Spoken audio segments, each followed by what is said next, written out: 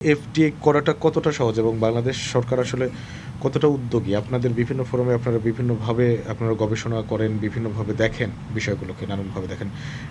FDA ব্যাপারে আসলে বাংলাদেশের সেটারই বা প্রস্তুতি কতটুকু? এখানে আসলে কতগুলো ইনস্ট্রুমেন্ট আছে। একটা হলো যে এফটিএ আর তারপরে ইকোনমিক পার্টনারশিপ এগ্রিমেন্ট সেপা। তো এগুলো বিভিন্ন ফর্মে আসে।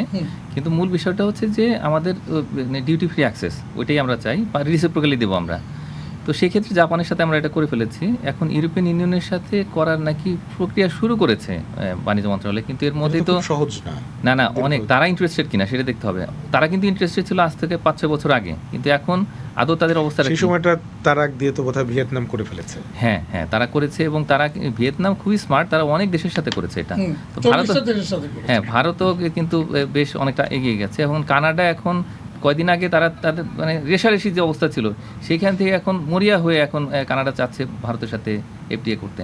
তো আমরা কিন্তু ইকোনমিক ডিপ্লোমেসিতে অনেকটা পিছিয়ে গেছি। এখন আমাদের ইমিডিয়েট কাজ হচ্ছে যে কোন কোন দেশে আমাদের আসলে এই ডিউটি ফ্রি অ্যাক্সেস দরকার, তো তাদের সঙ্গে আমাদের এফটিএ করতে হবে।